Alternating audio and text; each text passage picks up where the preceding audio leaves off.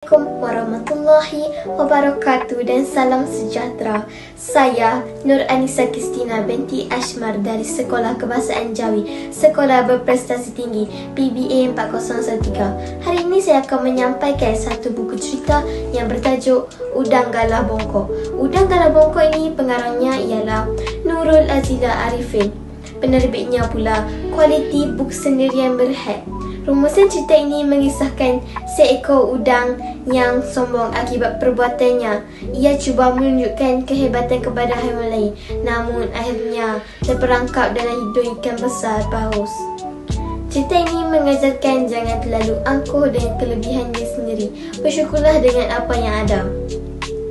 Nilai bunyinya pula, yang pertama ialah kerendahan hati. Cerita ini mengajarkan pentingnya bersikap hati dan tidak sombong dengan kelebihan yang dimiliki. Yang kedua, menghormati orang lain, menunjukkan bahawa menghormati orang lain lebih baik.